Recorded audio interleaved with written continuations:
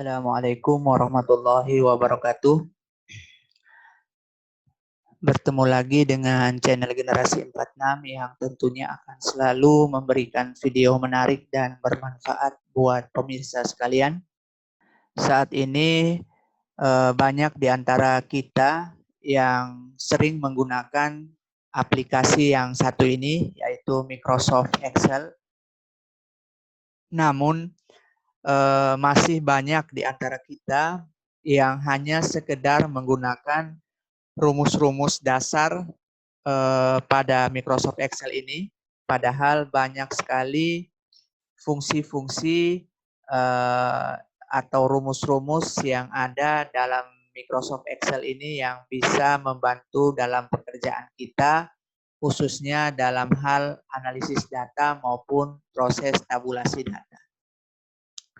Nah, video ini menjadi video perdana saya untuk insya Allah setiap minggunya akan saya share terkait dengan tutorial penggunaan Microsoft Excel ini agar bisa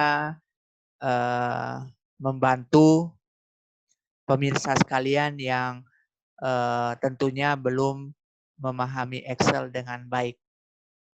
Di video ini akan saya share terkait dengan penggunaan fungsi subtotal pada Microsoft Excel yang tentunya akan sangat membantu kita semua dalam proses analisis data maupun tabulasi data yang ingin kita kerjakan. Bagaimana cara penggunaan fungsi subtotal ini? Namun mari kita dukung pengembangan channel ini dengan subscribe dan like, comment, and share jika memang Anda merasa konten ini bermanfaat buat kalian semua. Pada Microsoft Excel, fungsi subtotal itu masuk dalam kategori rumus math and trick, di mana fungsi ini digunakan untuk menghitung nilai subtotal sebuah daftar atau database yang dapat dipilih berdasarkan data yang telah difilter. Terdapat 11 fungsi yang penggunaannya berbeda-beda sesuai dengan kebutuhan kita masing-masing. Apa sih 11 fungsi itu? Mari kita lihat satu persatu. Fungsi subtotal memiliki 11 fungsi yang kegunaannya berbeda-beda seperti yang saya jelaskan sebelumnya. Yaitu kita lihat di fungsi subtotal ini. Nah, di sini di fungsi subtotal ini ada 11. Yang pertama adalah average dengan kode 1 atau 101 yang kita gunakan untuk menghitung rata-rata nilai. Kemudian fungsi kedua adalah count dengan kode 2 atau 102 yang kita gunakan untuk menghitung jumlah sel Excel yang bernilai angka atau numerik. Kemudian yang ketiga adalah fungsi konta dengan kode 3 atau 103 yang kita gunakan untuk menghitung jumlah sel yang tidak kosong atau yang terisi. Kemudian yang keempat, fungsi max dengan kode 4 atau 104 dapat kita gunakan untuk mendapatkan nilai maksimum, tertinggi, atau terbesar. Kemudian yang fungsi kelima adalah fungsi min dengan kode 5 atau 105 dapat kita gunakan untuk mendapatkan nilai minimum, terendah, atau terkecil. Kemudian fungsi keenam adalah product dengan kode 6 atau 106 yang dapat kita gunakan untuk menghitung nilai perkalian pada setiap sel yang kita miliki. Kemudian yang ketujuh adalah fungsi stdfs dengan kode 7 atau 107. Ini kita gunakan untuk menghasilkan standar deviasi dari sebuah populasi berdasarkan angka sampel. Kemudian fungsi ke-8 adalah stdfp yang kita gunakan untuk menghasilkan standar deviasi berdasarkan angka populasi. Selanjutnya fungsi ke-9 sum dengan kode 9 atau 109, ini kita gunakan untuk mendapatkan nilai penjumlahan. Fungsi ke-10, var S dengan kode 10 atau 110, ini kita gunakan untuk memperkirakan variasi populasi berdasarkan angka sampel yang diberikan. Kemudian yang terakhir, fungsi ke-11, var P, ini kita gunakan untuk memperkirakan variasi populasi berdasarkan angka populasi. Nah, itu adalah 11 fungsi yang melekat pada fungsi subtotal ini. Penggunaannya tentunya disesuaikan dengan kebutuhan analisis data atau tabulasi kita. Seperti yang teman-teman lihat, bahwa di sini ada 2 kode, yaitu kode 1 sampai 11 dengan kode 101 sampai 111, di mana setiap fungsi itu memiliki 2 kode. Apa sih yang membedakan antara kode 1 sampai 11 dengan kode 101 sampai 111? Nah, yang membedakan ini adalah untuk fungsi 1 sampai 11 itu nanti hasilnya akan mengabaikan nilai yang akan kita filter, nilai terfilter itu, namun dia akan tetap menghitung baris data yang disembunyikan secara manual atau yang kita hide secara manual. Nah, sedangkan yang fungsi 101 sampai 111 ini dia akan mengabaikan, hasilnya nanti akan mengabaikan seluruh nilai yang disembunyikan, baik yang kita filter maupun yang kita sembunyikan secara manual dengan proses hide. Jadi dalam proses pengerjaannya menggunakan fungsi subtotal ini tergantung dari kebutuhan kita. Apakah data ini ada yang kita hide secara manual ataukah tidak, ya. Nah, namun biasanya lebih sering kita menggunakan yang fungsi 101 sampai 111. Kenapa? Karena fungsi 101 sampai 111 ini dia akan mengabaikan semua nilai yang tersembunyi, baik yang kita filter maupun yang di hide secara manual, sehingga proses hasil tabulasi data maupun analisis data kita ini tidak terpengaruh dengan kemungkinan adanya baris yang terhide secara manual tadi. Oke, seperti itu penjelasan 11 fungsinya. Nah, untuk lebih memudahkan pemahaman teman-teman sekalian, maka saya akan mencontohkan penggunaan dari 11 fungsi ini. Nah, di sini sudah saya siapkan data guru dengan variabel jenis kelamin, kualifikasi pendidikan, pendapatan, dan tinggi badannya. Nah, di sini ada 100 orang dalam tabel ini. Di sini saya akan mencontohkan penggunaan dari 11 fungsi ini satu persatu agar bisa memudahkan pemahaman kita dengan baik. Yang pertama adalah saya ingin mencontohkan fungsi pertama, yaitu kode 1 atau 101 dengan menghitung rata-rata atau average. Nah, misalkan kita diminta untuk melakukan tabulasi data atau analisis data dari 100 orang guru ini, kita diminta untuk menghitung rata-rata pendapatan berdasarkan kualifikasi pendidikannya. Nah, di sini kita lihat bahwa dari 100 orang guru ini ada yang berkualifikasi S2, S1, D3, D2, bahkan ada yang SMA. Nah, kita diminta untuk menghitung rata-rata pendapatan berdasarkan kualifikasi pendidikan. Sehingga kita di sini buat SMA, ya, rata-ratanya D1, ya, D2, D3, D S1, S2 ya. Kita buat kualifikasi pendidikannya ini rata-rata pendapatan. Oke. Di sini karena ini menghitung rata-rata pendapatan, maka kita gunakan fungsi pertama. Kita klik sama dengan subtotal, kita pilih fungsi average ya.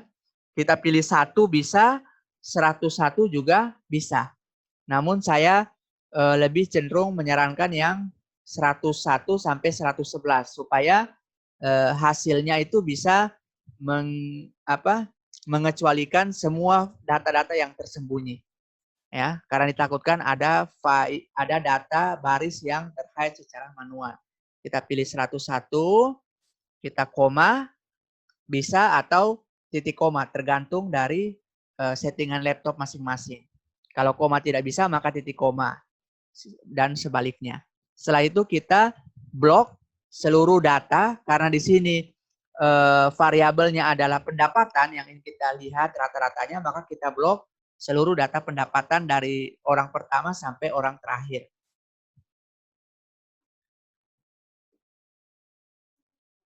Setelah itu kita tutup kurung, kita enter.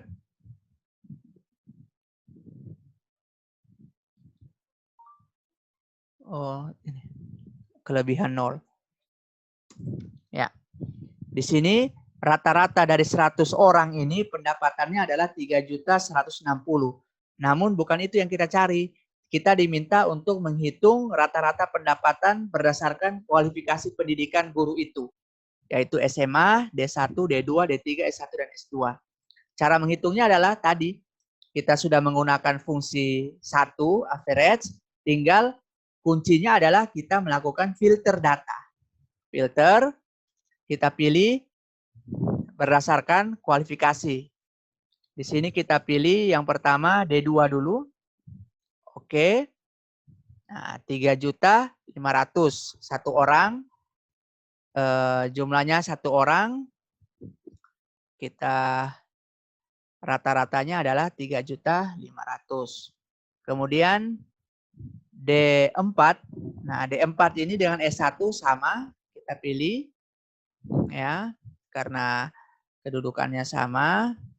Rata-ratanya adalah 3.170.455. Oke. Kemudian S2 rata-rata pendapatannya 3 juta. Ya. Kemudian yang berkualifikasi pendidikan SMA dan SMK sama 3.083. Ya. Ya, jadi ini hanya sekedar contoh sehingga abaikan rata-rata kok S2-nya lebih kecil dari D2 ataukah S1 bahkan SMA, karena ini datanya saya hanya sekedar contoh, jadi sembarang saja saya acak datanya itu terkait dengan pendapatannya ini. Jadi seperti itu jawaban dari soal kita bisa kita dapat secara mudah dengan menggunakan fungsi subtotal 1 ini atau 101 ini, menghitung rata-rata pendapatan berdasarkan kualifikasi pendidikan. Oke, saya rasa penjelasan untuk fungsi 1 ini insya Allah bisa dipahami dengan baik. Kemudian yang kedua adalah fungsi count ya, yang digunakan untuk menghitung jumlah sel Excel yang bernilai angka atau numerik. Nah, di sini sebenarnya digunakan memudahkan kita untuk melihat apakah berapa sih banyak data di sini yang isinya angka, ya, isinya angka. Nah, namun fungsi count ini sangat jarang digunakan, tapi kita contohkan misalkan Di pendapatan kita gunakan fungsi sama dengan subtotal. Kita pilih 2, count, koma atau titik koma.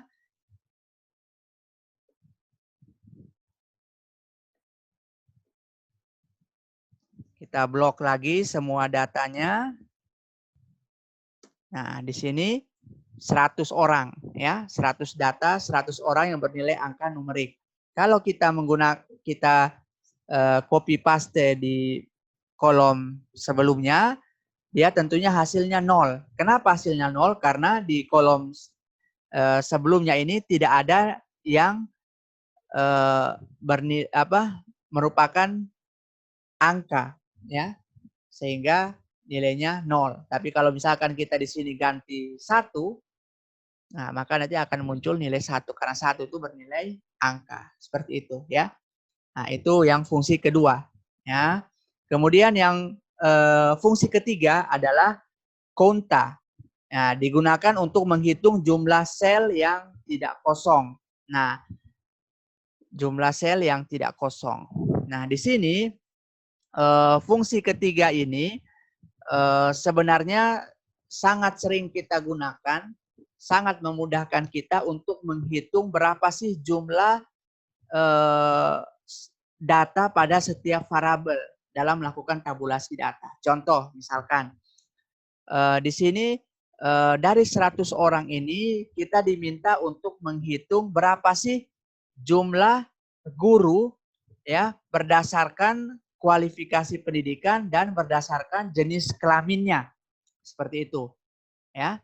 Ya kita diminta soalnya seperti itu. Nah, untuk menjawab soal itu kita menggunakan fungsi subtotal yang poin ketiga ini, yaitu konta. Nah, kita buat dulu tabelnya.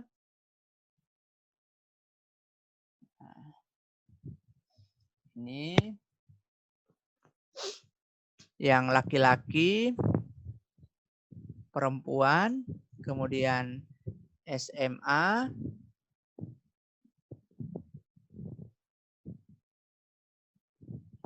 D2, S1, S2 ya. Nah, guru. Ya, seperti itu. Nah, sekali lagi kita gunakan fungsi sama dengan subtotal, kemudian konta, koma atau titik koma, lalu kita blok datanya ya. Nah, kalau untuk menghitung konta ini artinya pastikan setiap baris itu terisi, jangan sampai kosong ya. Setiap itu terisi. Nah, kita blok data. Jadi ini sembarang kolom yang kita blok tidak masalah. Kemudian tutup. Nah, di sini ada 100 data karena belum kita filter. Kuncinya kita filter. Pertama kita cari berapa sih jumlah guru yang laki-laki. Kita filter, kita cuma pilih yang laki-laki. Ya. Maka jumlah yang laki-laki muncul 51 orang. Kemudian berapa sih jumlah yang perempuan? Jumlah yang perempuan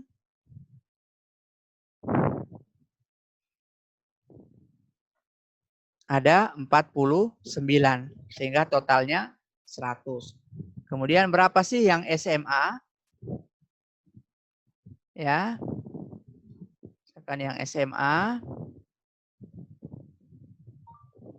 kita tinggal kuncinya di filter. SMA itu 8.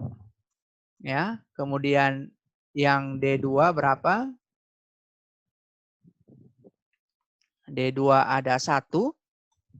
S1 ada berapa? S1 dan D4 sama.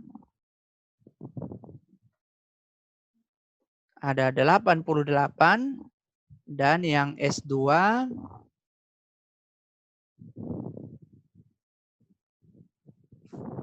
ada 5 orang. Totalnya juga 100. Nah, misalkan di sini kita bisa melakukan 2 kali filter ya. Contoh misalkan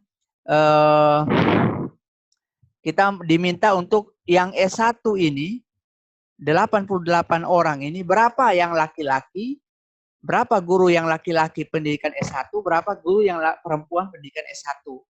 Sehingga kita bisa melihat S1 laki-laki berapa, perempuan berapa, ya. Pastikan pilih S1 dulu. Oh ya, dengan D4 tadi. Ya. Kemudian pilih laki-laki berapa?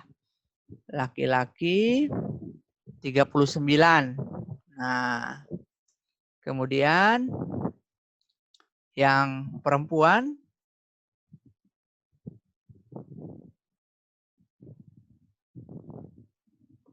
49. Nah, totalnya sama tadi. Kalau kita semuanya totalnya tadi 88 ya. Nah, jadi sebenarnya kuncinya di sini adalah filter datanya ya, sesuai dengan keinginan kita, sesuai dengan apa yang kita butuhkan dengan cara melakukan filter data. Jadi itu fungsi yang ketiga, yaitu konta, sangat-sangat memudahkan kita dalam melakukan tabulasi data. Ya, saya rasa contoh ini sudah bisa menjelaskan penggunaannya. Kemudian yang keempat adalah fungsi max, di mana dapat membantu kita untuk menentukan nilai terbesar atau tertinggi atau nilai maksimum, ya. Kemudian fungsi kelima yaitu kebalikannya, yaitu untuk mendapatkan nilai minimum, terendah atau terkecil. Nah, di sini saya akan mencontohkan kembali penggunaan fungsi keempat dan kelima ini. Nah, di sini kita misalkan diminta untuk menentukan pendapatan tertinggi, ya, pendapatan tertinggi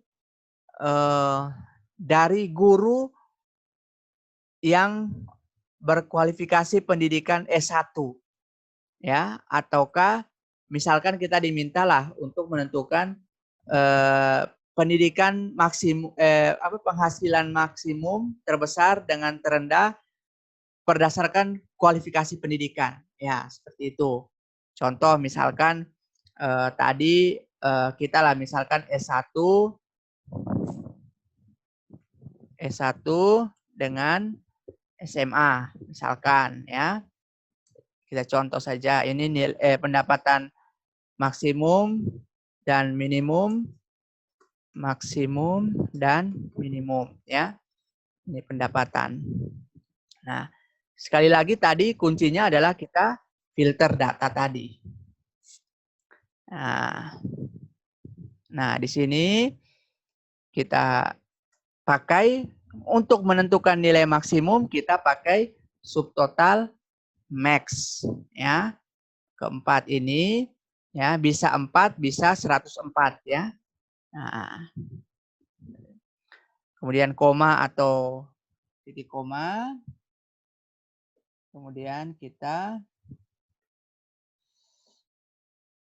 blok. Nah, ini mendapatkan nilai maksimum. Kemudian nilai minimumnya adalah kita copy saja, kemudian paste. Nah, kemudian di sini kita lihat berubah, ya, yang di atas harusnya E3 sampai 102 yang benar, ternyata di bawah ini E4 sampai 103. Nah, agar datanya tidak berubah, ya, maka kita bisa menambahkan tanda dolar di depannya, ya. Ya. Oke, supaya barisnya tidak berubah. Oke, ya. Nah, sehingga barisnya tetap, ya, di sini 3, 102, ya. Nah, di sini tinggal kita ganti fungsinya dari 104 ke 105. Ya, nilai minimumnya.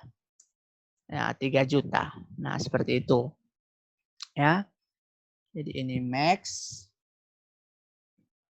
Ini min. Nah, sekarang tinggal kita melakukan filter data.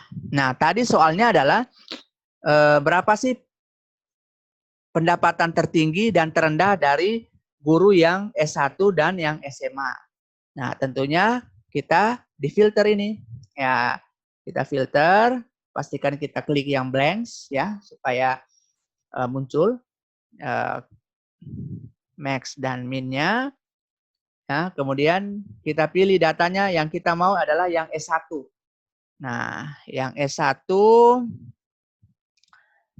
max-nya adalah 4.200.000. Nah, kemudian min-nya 3 juta. Oke, dapat. Kemudian yang SMA. Ya, yang guru yang SMA, berapa sih pendapatan tertingginya? Kita pilih kualifikasinya yang SMA. Oke. Nah, dapat. Tertingginya adalah 3.500.000. Ya. Terendahnya adalah 3 juta. Nah, itu. Jadi itu contoh penerapan fungsi keempat dan kelima, yaitu max dan min. Selanjutnya,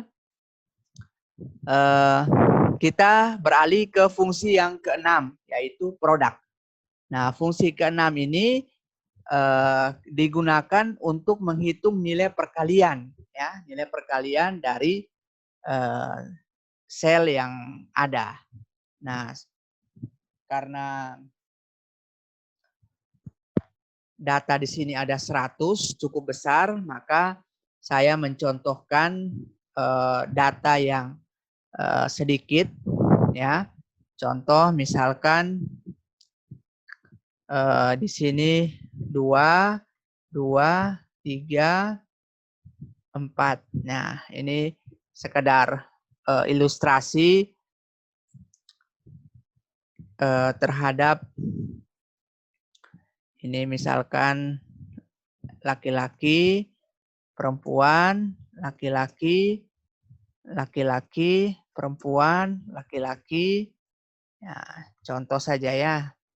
Nah, ini misalkan data seperti ini, maka kita diminta untuk menghitung nilai perkalian dari berdasarkan jenis kelaminnya, ya, berdasarkan jenis kelaminnya. Nah, contoh biar agak banyak datanya. Nah, ini di sini kita misalkan di sini diminta menghitung nilai perkalian dari per jenis kelamin, misalkan seperti itu. Maka kita pakai fungsi subtotal yang produk. Nah, subtotal yang produk, koma, ya, pakai yang 106 saja, sama. Ya, koma, kita blok datanya. Tutup. Nah, ini 960 ini adalah seluruh data ini, perkaliannya. Nah, saya coba di sini filter. Di sini saya filter. Di sini yang kita butuhkan adalah laki-laki. Ya, maka kita centang yang pria. Nah, hasilnya adalah 48. Sedangkan yang perempuan hasilnya adalah 20. Nah, seperti itu. Ya, jadi itu contoh penggunaan fungsi yang ke-6, produk. Selanjutnya kita beralih ke fungsi yang ke-7, yaitu STDEV, ya, standar deviasi sampel. Ya, ini jarang saya gunakan.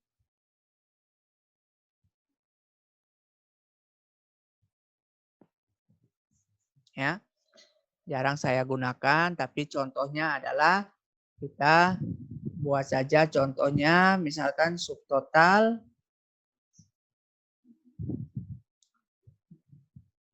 7, ya, 7 atau 107, ya, saya lebih merekomendasikan yang 101 sampai 107 ini, ya. Nah, ini kemudian STDFP fungsi yang ke-8, ya, kita buat seperti tadi. Kita agar barisnya tidak bergerak, kita pakai tanda dolar. Ya.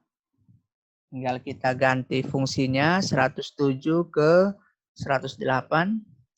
Ya. Ini jadi nilai standar deviasi berdasarkan sampelnya ini, berdasarkan populasinya ini. Sehingga kalaupun kita filter, ya, pasti nilainya akan berbeda. Ya, seperti itu. Ya. Ya, seperti itu ya. Itu contoh penggunaan fungsi yang ke-7 dan fungsi yang ke-8. Nah, sekarang beralih ke penggunaan fungsi yang ke-9. Nah, fungsi yang ke-9 ini yang sering sekali kita gunakan untuk membantu proses tabulasi data kita, yaitu fungsi 9 sum untuk mendapatkan nilai penjumlahan. Nah, contoh dari 100 data ini saya contohkan, misalkan kita ditugaskan untuk menghitung jumlah pendapatan, ya, jumlah seluruh pendapatan dari guru-guru ini, ya, berdasarkan kualifikasi pendidikannya, ya. Kita hitung jumlahnya, ya. Jadi misalkan kalau ada 10 orang, berarti jumlah pendapatannya berapa? Ya, seperti itu. Oh, yang S1 berapa, ini berapa, ini berapa. Seperti itu ya. Nah, kita buat tabel, misalkan tadi SMA, SMK, ya, D2, D4, atau S1, S2. Nah, jumlah pendapatannya kita lihat di sini sama dengan subtotal, ya, pakai fungsi yang 9 atau 109 tadi. Kemudian koma atau titik koma kita blok.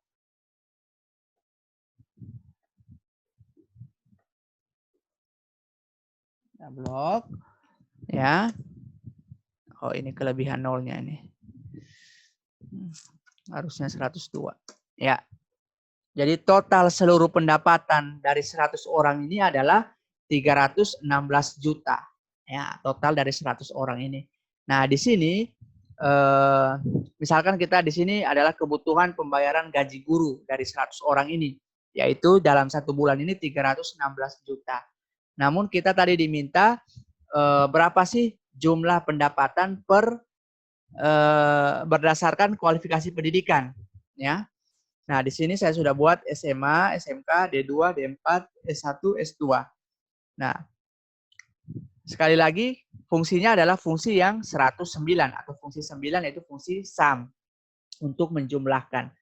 Kuncinya tadi adalah kita melakukan filter data. Ya. Nah, di sini karena berdasarkan kualifikasi pendidikan, kita contoh D2, ya.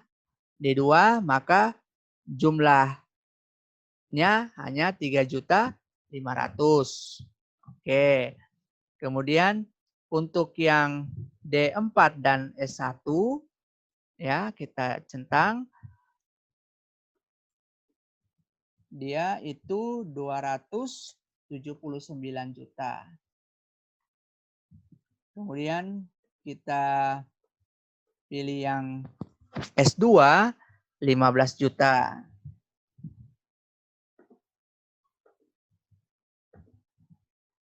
Selanjutnya yang SMA, SMK 18.500.000. Ya, sehingga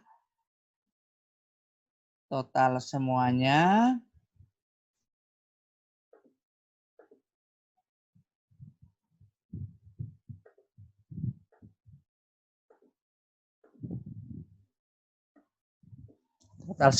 sama 316 juta ya. Jadi itu fungsi ke-9 ini sangat berguna untuk kita menghitung jumlah berdasarkan variabel yang ingin kita pakai ya. Kemudian kita berganti ke fungsi ke-10 dan fungsi ke-11. Nah, ini biasa digunakan untuk analisis data seperti tadi, standar deviasi dan standar deviasi P tadi. Kalau yang VAR dan VAR P ini, kalau yang 7 dan 8 tadi untuk standar deviasi, sedangkan yang 10 dan yang 11 ini untuk menghitung variasinya. Nah, itu hampir sama, tidak perlu lagi saya contohkan. Jadi teman-teman, itu sedikit penjelasan terkait dengan penggunaan fungsi subtotal ini. Saya sendiri sangat merasa terbantu dengan fungsi subtotal ini ketika melakukan proses tabulasi data maupun analisis data terhadap pekerjaan yang selama ini saya kerjakan di kantor. Nah, khususnya yang fungsi ketiga yang sering saya gunakan, fungsi ketiga konta itu menghitung berdasarkan variabel-variabel terpisah, baik itu jenis kelamin maupun kualifikasi pendidikan. Kemudian fungsi ke-9 yang menghitung jumlah. Nah, itu tinggal kalau kita sudah mahir, kita bisa mengkombinasikan antara fungsi yang satu dengan fungsi yang lainnya sehingga sangat membantu kita dalam mengerjakan tugas-tugas kita dengan Microsoft Excel ini. Karena memang rumus-rumus ini disediakan bagi kita untuk mempermudah seluruh pekerjaan kita.